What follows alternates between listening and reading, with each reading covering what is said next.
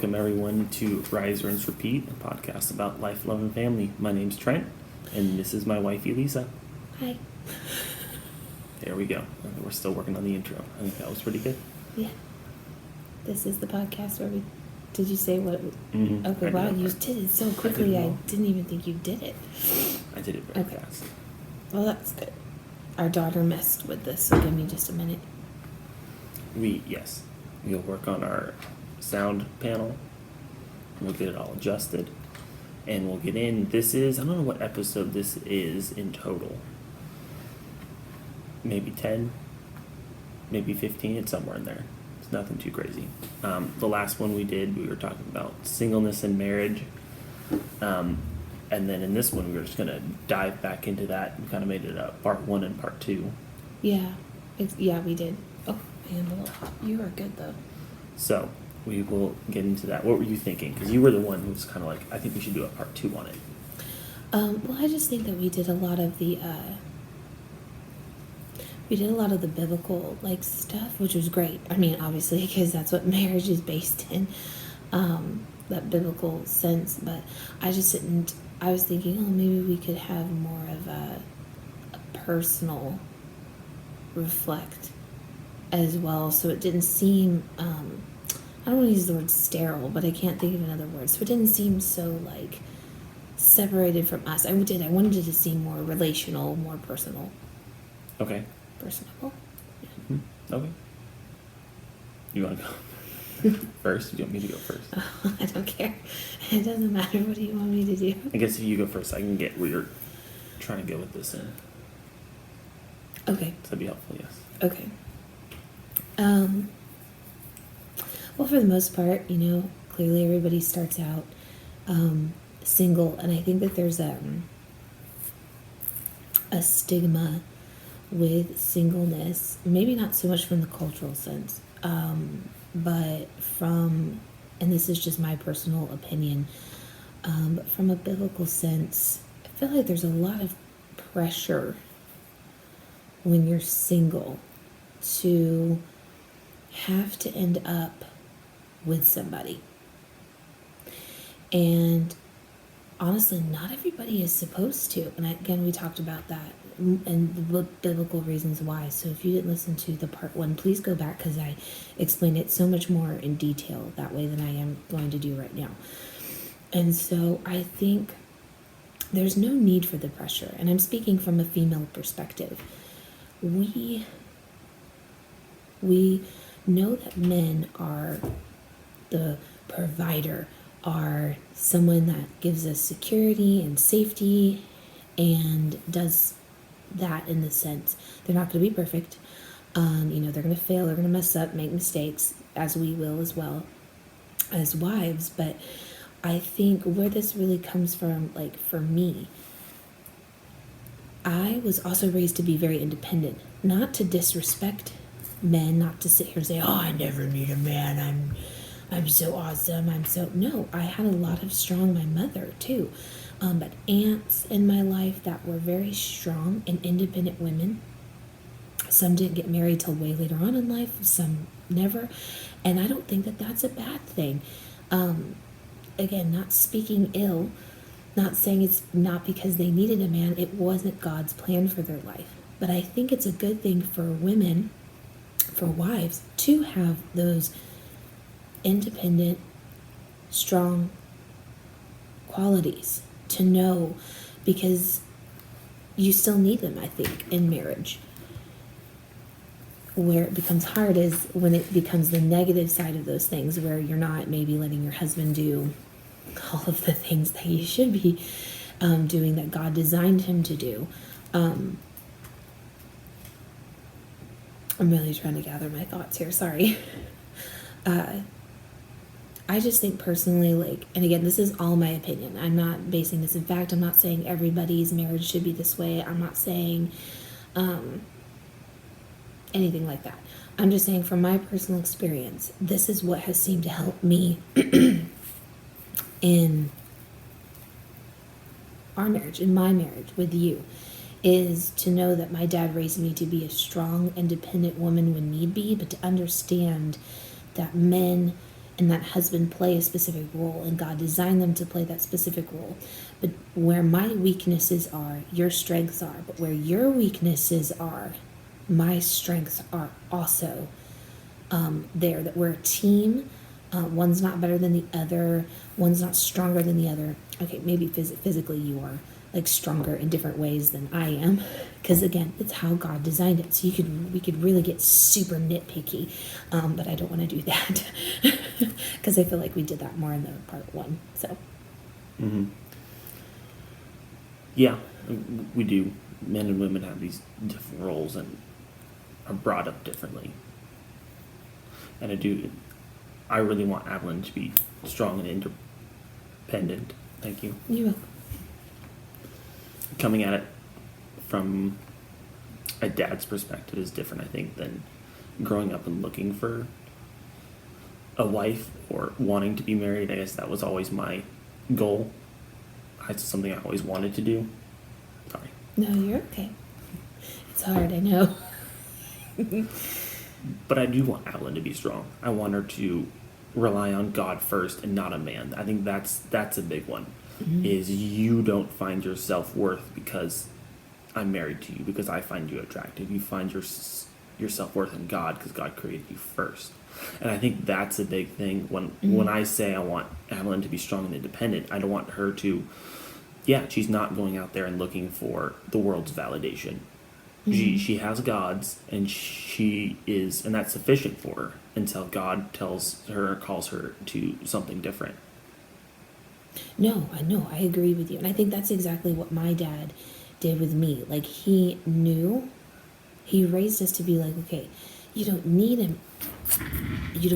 man, but that doesn't mean that men are worthless or men are too much, or that men hold women down. That's not what I'm saying. God designed marriage. It's a partnership. It's a teamwork, and it's one of those things. And I agree with you. Like, because again, our daughter, and we're going to have another daughter. I want them to see that yes, that their beauty, their strength, their value, who they are, comes from God. It doesn't come from me. It doesn't come from you. It doesn't come from any other man. It comes from God. And so when you have that strength, no matter if you're a man or a woman, a wife or a husband, when you have God first, He then will align and help you line up everything else that's supposed to be in your life, to lead as a husband should lead, but then to also give the humility to the husbands where maybe you're weak in something, and the weakness is not something to be ashamed of. Because there are things that I will just sit here and say, and boldly say, my husband will never understand the pain that I go through to bear children. I will never understand the pain that he goes through to go work in anywhere from it being 7 degrees to 90 degrees with 100% humidity outside all day long, digging, moving, building, all of like his job. I will never understand that pain. And again, in my personal opinion, you cannot put those two in the same category. You have to honor them for what God designed them to be, that this is the role of a woman and a wife. If God blesses you to have children, if that is your calling that He's placed on your life, and then God places the man to be the leader, the provider, the protector. There. Does that make sense what I'm saying? Yeah, no, exactly. Yeah. Okay. There's obviously a difference between men and women in temperament and their pain tolerances to different kinds of pain. Yeah, just like you're saying. And It's different, yes. Again, before you go out and get married, is it a bucket list thing? Like, oh, I'm married now. It's like, no, you got to get your priorities straight. You got to get this order correct. And it's always God first, and sometimes that's really hard because our belief is all faith based. We can't see Him, we can't speak to Him, we can't touch Him, but I mean He's there nonetheless. And so you have to get that right first. You have to get God before you can move on, even if you're supposed to. Because if you get that right, He will He'll take care of everything. There's no more worry. You're not worried about the world. You're not worried about what other people say. You're like, nope, this is where God has me right now. No, I mean, yeah, no, that's true. And like I said in part one, this is a really tough topic. And I know we'll probably talk about it again because there is a lot to unpack in marriage and unpack in your singleness. I feel like it's easier for me to talk about my singleness days than marriage because we're still on this journey of marriage.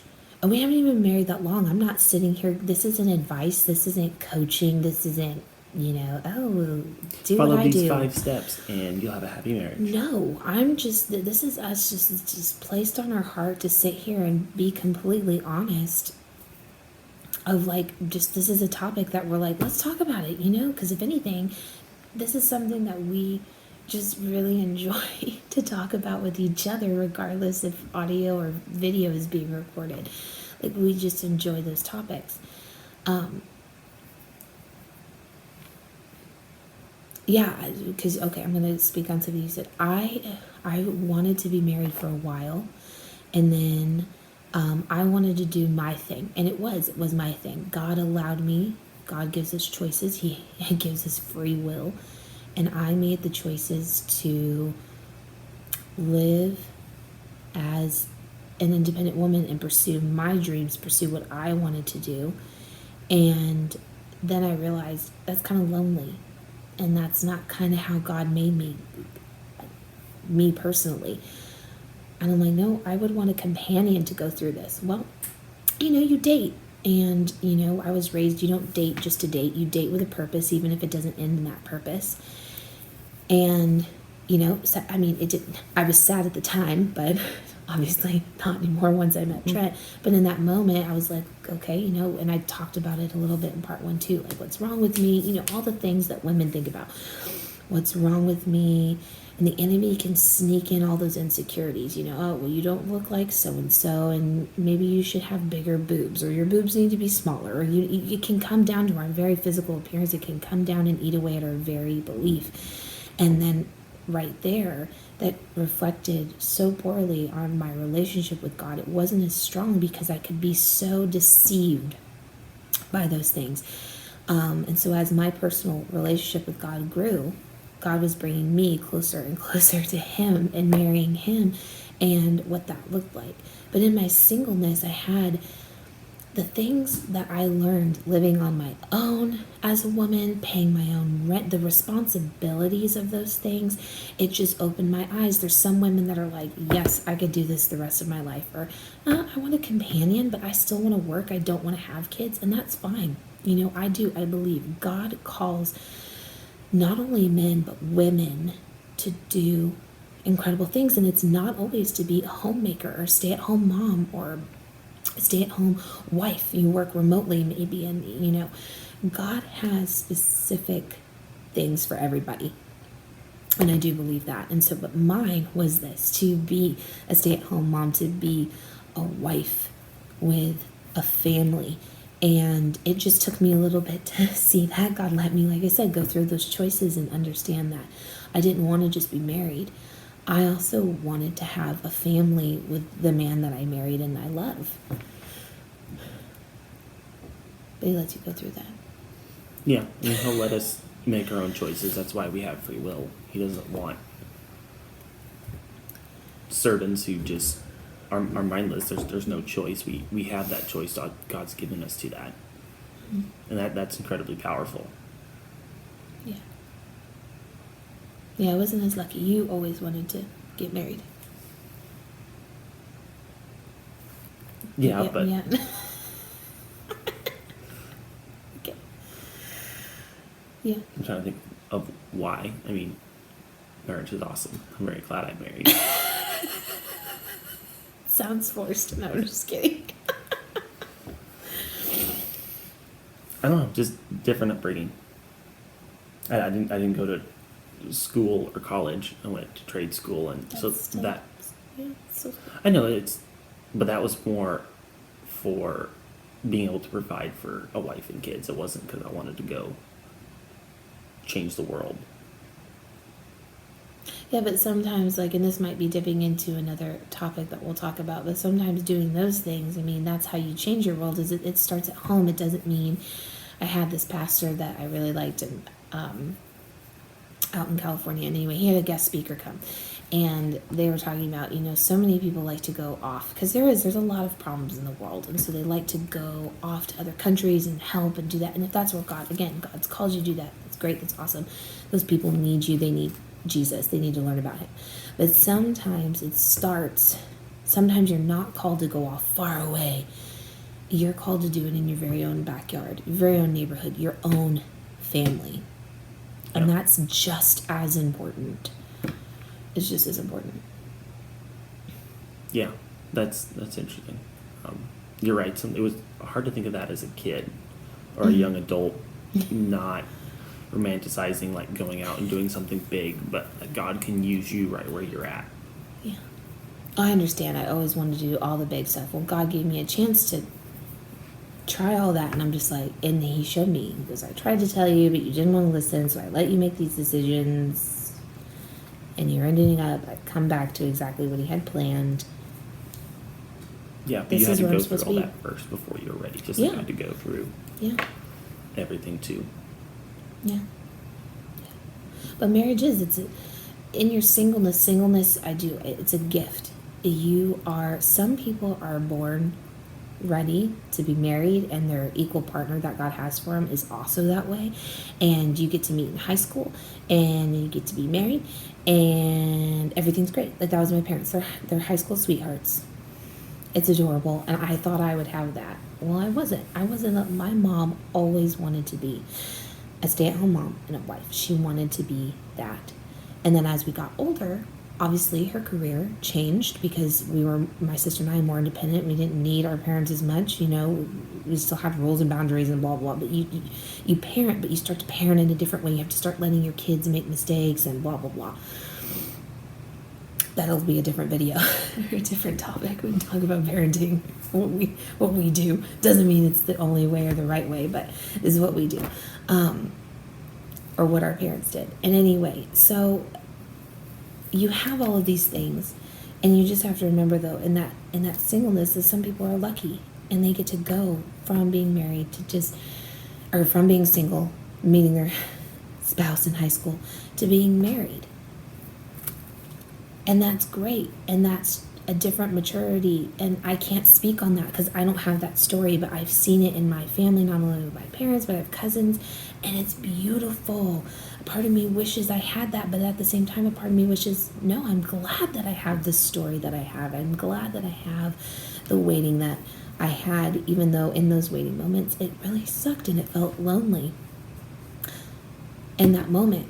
But as God kept pulling me through, I just saw the growth. I saw all the amazing potential. And now in this marriage, I'm like, wow, I am grateful for my personal story and my personal walk to marriage. Yeah. At some point, you have to be content where you're at. Mm-hmm. And that doesn't mean be complacent. It doesn't mean, well, I can stay in my room all day and God will light the house on fire and some firemen will come rescue me. Or, this is not being complacent. It's, I am single right now and that's where I'm at, or I'm married right now and that's where I'm at. And you just live in the moment. Yeah. Yeah, and right now we're trying to figure out, as we're married and we're about to have 2 kids, so we're entering a whole new journey and a whole new life that we've never been before. We're like, okay, we tackled marriage, and then we tackled marriage with a kid, and now we're going to tackle marriage with 2 kids. Holy freaking guacamole. It's going to be a lot. It is, and it's going to be a journey in itself, and that's what I believe. Singleness and marriage are both gifts. Mm-hmm. Because God's guiding you through those. Yeah, and singleness and marriage are both journeys, Some end for others sooner, and some don't happen at all. Some happen sooner for others. It's all over the place. But I like being married. I love being married. I love knowing that he's right there next to me, that when I wake up, he's there, and I just like the joy that it has for me. But I also like it when I know I can rely on him and he can spend one-on-one time with his daughter and I get a break. I get to rest, especially being in this third trimester, being pregnant. Oh my goodness, it's hard, it's rough. Just going and knowing though that I can rely on him and that there's no guilt or expectations. Like tonight, okay, I had all the dinner, I got it out for him, but I needed to go lay down because I was so sore, I was hurting. And he did it, and then like I kept laying down and he then cleaned up dinner. I got our daughter in a bath and he came up and helped me and we did all that. But it's just, you have to remember too, there's sometimes your team, and it shouldn't be identified as like, well, because she's the wife she should be doing all of this stuff, and he's the husband so he should do all of this stuff. No, we help each other out, because there's times where it gets away. Like Trent usually is the builder because he knows all about it, but I can do simple tasks. Okay, our coat rack where we hang all our coats now, I did that. Why? Because I noticed how busy he was. I'm like, he doesn't have time. He's trying to work. He's trying to also do all these other things that are priority, and I want this done, so I can do this. And I did it. My daughter was awake, and she played while I did it. I got it hung up. It was like, holy guacamole. I don't know how he makes this look so easy because I just don't have a lot of experience in it, but I did it. Just like he helps me with the dishes or helps me with things. You are a team. Yeah. You work together. It's getting to that point where you can rely on somebody, where you're both selfless enough that you can do those things for each other. Yeah, I'm grateful that his mom, my husband's mom, taught him how to do his laundry, how to do the dishes, how to cook, how to prepare a meal, how to do these things, and that his dad encouraged him to go out into the world, to get world experience, to go to these new places, because it made him a better man, and in a way now it makes him a better husband. It's going to make him a better father, and so it's important to, when you have opportunities, you can't let fear stop you. So again, it's the same thing in singleness. If you're given this amazing opportunity and you think this person's the one, do not let fear stop you, especially if it's a calling that God's placed on your life, because the enemy will try to stop you from achieving that calling, whether it's marriage or whether it's whatever it is, preaching, or maybe you're already married and you're considering adoption or whatever. Don't let the enemy stop what God has for you. I was about to say that backwards, and that would not have been good. No, he's really good at convincing us of what we want to do, what the easier thing is to do. Or, yeah, if we're afraid of something, he'll convince us, oh, it's a bad idea, oh, you shouldn't do this. And sometimes he can sound a lot like God, but it's just being in the Word every single day. It's talking to your close family, your close friends, and getting a second opinion, talking to your wife, wherever you're at. You're not alone, and No, you're not. Whoa. and to just trust God. Like always rely on that. Like He has your best interest in mind, and so just listen and trust Him. Yeah, and your partner, your spouse, your husband, or your wife, they're right there next to you, supporting you as well, reminding you as well of those things, trying to stamp out the insecurities right alongside with God. But your partner, or your husband or wife, should be encouraging you as well to seek God also in those moments, as well, to always bring back God. And if you're single, then you should have friends, or if you're dating, the person you're dating should be encouraging those things too, and helping walk alongside you in the good or the bad. And the friends that you surround yourself with should be doing the same thing. It all boils down to that. But personally, I've enjoyed every second of this marriage. And I mean, it has not been easy. There's been tears, there's been confusion, there's been silent glances of frustration, there's been like, just the normal stuff. No, it's fine. No, I don't know what you're talking about. No, I'm fine. Just go away. No, I've never told you to go away, but like, You thought.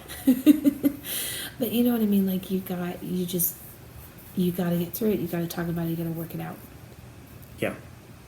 Yeah, and that's what it is. It's also when you go into marriage, you can't go into it with, there's always divorce. I can always get out of this. Yeah. I do think that's a flaw in our culture. And yes, it is used, and it does need to be used sometimes, Mm-hmm.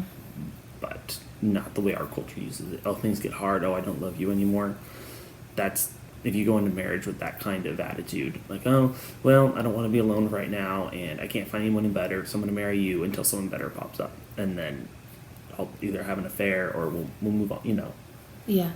And that's not what marriage is. It was never intended to be that. It is a contract, because sometimes it is hard to love me. I know. I've had to live with me for 28 years. I'm not perfect. I'm not I can be perfect incredibly either. selfish sometimes. I can too. But when you go in that mindset of, no, this is, I got to keep loving him. I got to keep loving her. And God will give you the strength for that. And it's not all the Yeah. time. It's very rare that I'm like, I have to love her. No, I know. I never actually think that consciously. I'm just saying, you are human, just like I am. Yes. And you're like, wait, did you really just say that? I just want to like go and get mad somewhere. But no, we gotta talk about this. And I ask Elisa, Yeah. did you just say that? She's like, no. Or, oh my God, I didn't think of how that sounded. And you get over it, and it's fine. Yeah. But Over if you don't talk communication. about it, that's the kind of stuff that can slowly build up until you're like, you have your checklist, like, oh, I today forgot to say I love you, and so that's another one. So, you know, you have this list of all the wrongs your partner's done to you, and so No, yeah, you're not supposed to do the that. scales don't balance anymore. I'm gonna go look for somebody else. Right. No. Over communication is key. You can't talk In too marriage. much if you're married No. or getting married. Like, there's no subject off limits. No, you've got it. Because if you can't talk about it, with the lights on, face to face, you're not going to talk about it at any other time. You've got to be willing to drop the act, or drop the straight, or drop to the get vulnerable, and like have those conversations, even if it's just like, you know, in that moment, like, okay, no, how you said that to me felt really degrading, or it felt like, you know, you didn't really care, you weren't really listening, blah, blah, blah, blah, whatever the situation is. There's this guy our account follows, and I think I mentioned him in the last one too, but Upset the Graham, he talked about that. He talked about love. He always loves his wife, but there are moments that he's got to ask God to help love her in some of the frustrating times that they've been through, and they've been married way longer than we have, but he puts it perfectly. I'm not going to be able to find it because my phone is dead, so I'm not going to be able to find it, but he spoke on that topic, and I really enjoyed what he said about love, because here's the thing. I've never had a moment where I haven't loved my husband, but I have had moments where I sat here and said, how could somebody that says it loves me hurt me so badly? Well, I could hear the little voice in my head saying, I never said he'd love you perfectly. He loves you the way a human man can, which is imperfectly, but he loves you. And I put too much pressure.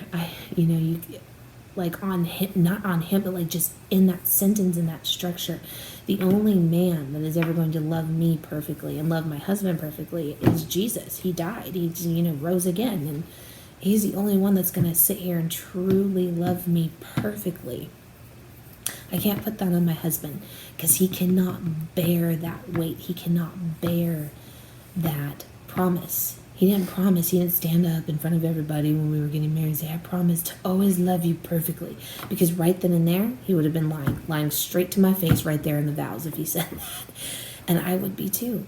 Because we mess up, we make mistakes. But that's the greatest advice too that I think we've gotten is you have to over-communicate in your marriage. Mm-hmm. And you have to also understand too in marriages that traditions are going to be broken. They're going to be changed. Things are going to be shifted and moved. And you have to be okay with that. Because, again, it goes back to this. You're not just you anymore in your singleness where you get to be selfish with God, only's relationship in your time. No, now your time is now spent, half of it, with your other half. And that other half's family. And vice versa, doesn't matter wife or husband. You have to understand that your days of doing everything for yourself, whatever you want to do for your family, are kind of over, because now, again, you're a team. You're starting new traditions as your own family, and you're trying to figure out the balance between them all. And again, that's another huge thing of marriage that I think is also overlooked, that's really difficult, that I've seen friends of mine not communicate with their spouses, and then they're in these huge yelling blah, blah, blah, arguments because there was no communication, or there was no expressed, well, we can't do this because this is what I always do, and blah, blah, blah, blah, blah. Well, now you've got to start balancing it all. And sometimes the easiest balance, and this is my personal take, honestly, on it, the easiest balance is to sit here and say, especially when you have young kids, I'm going to start my traditions. I have kids. I'm going to start my traditions. Not that I don't love you, mom and dad or sister or whatever, because I do. But I'm going to start my traditions. Just as my sister, because they've got a little one, she's starting her traditions and things. It's what you do, and I encourage that. And when there's time to be like, you know what? Yeah, let's bring in some family, or let's do something else on a different day. But just communicate, work together on all of that. And because I also want our children to know their family, their cousins, their aunts, their uncles, their grandparents. I want them, to know all of that stuff. But at the same time, too, I want to have these memories that I can look back on and sit here and say, and then have memories. Oh, Mom, do you remember when blah, blah, blah, blah, blah? Because that's going to bring happiness and joy to my life as well. Just as I know it will for you. So these are things we're learning in marriage. I'm not sitting here saying, this is the key. No, I don't have the key. I'm just figuring it out with you. So helped us the most, yeah. Mm-hmm. Do you think to say? I don't think so. Any other things on marriage? Why did you want to marry me?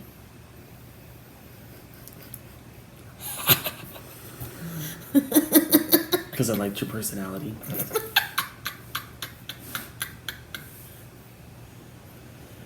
I don't know. Are you sure? Yeah. I don't think it's I all liked that everything great. about you. I liked spending time with you. And that's what it came down to, with spending 3 weeks with you. And you?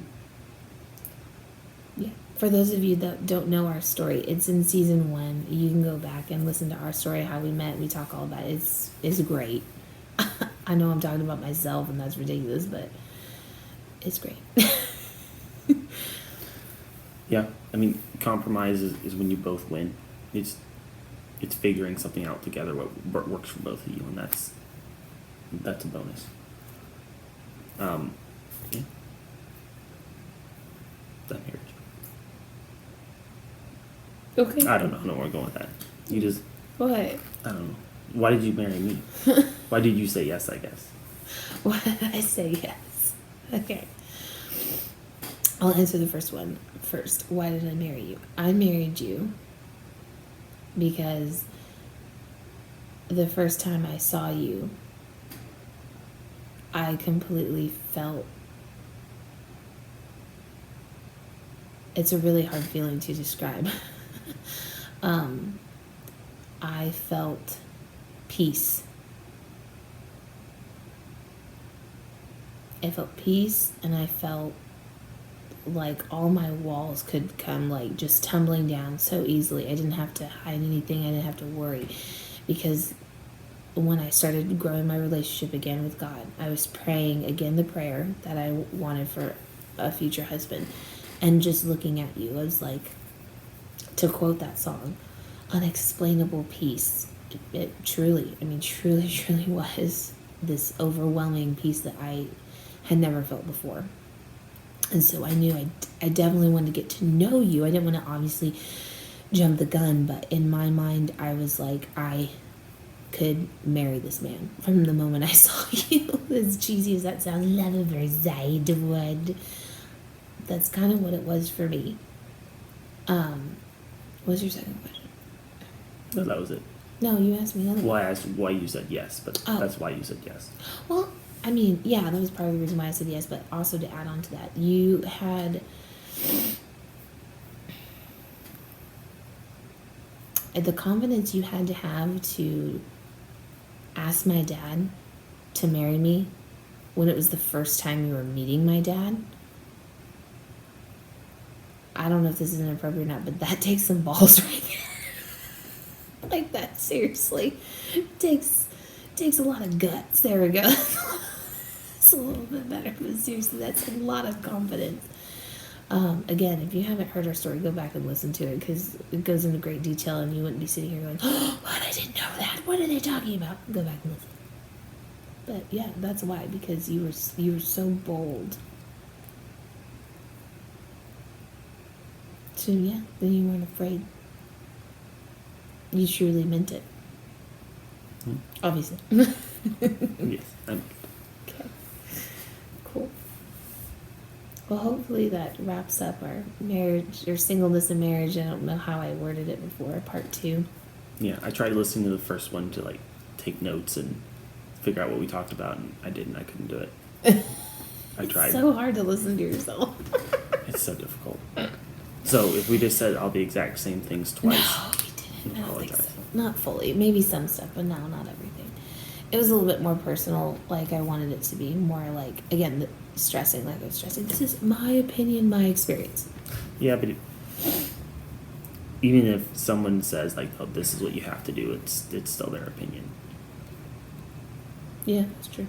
Just because somebody says, "No, this is the truth," doesn't mean it is. You have to go find it for yourself. Yeah, no, that's a good point. That's very true. So I'm just saying, people should take other people less seriously. Definitely take me less seriously. Why? It's late at night and you're getting tired. Yeah. I'm mom brain and pregnancy brain. That's a, like, I can't believe I have a brain. Like, it takes up so much of my time. Our doctor calls it when I forget things. He goes, that's called pregnesia. I'm like, oh gosh. What happens when you have 2 kids? Is it mom? Do they have a momnesia, or are you only in mom mode that you forget about everything else? It's just expected. Yeah. At least our daughter has really good manners. She always says, think. Tink. Tink. It's so cute. Okay. How do we do the outro? Okay. Thank you all for listening. I'm Elesa. This is my husband, Trent. And again, if you haven't heard any of our first season or any of the previous ones, please go listen. We're on Spotify and we're on Apple Podcasts, and we do have a YouTube channel. Everything is Rise, Rinse, Repeat podcast. Please go listen and or watch. And as always, comment, rate us, like, subscribe. Go find us on our social media pages. We have a Facebook, we have an Instagram, we have a TikTok. The TikTok is more, I think I use it the most for more of my stay-at-home mom stuff. So if you are a stay-at-home mom or going to be a mom, or you just, I don't know, you like us, so just go follow it, okay? No, that's so conceited. I'm just kidding. You don't have to like us, it's fine. You never said you have to like it. You said if you do, then do this. You make them like us. You must like me. I'm just kidding. I feel Anyway. like you need to work on your relationship with God first. Enough jokes. This isn't a comedy hour. I'm not funny at all. My sister told me that my entire life. Okay. You're not funny, Elisa. Stop. That's what she would say. Yeah, well, Dax isn't funny either, so she tried. Not compared to her husband. Cody's so funny. She's like nothing. I thought she was funny, and then I met her husband, and I'm like, well, okay, I met him before they were married. And he's really funny. Okay. Okay. We're off That was a topic. detour. Thank you all Welcome for to listening. our show. We'll see you next episode whenever that drops. Thanks. Bye. Bye.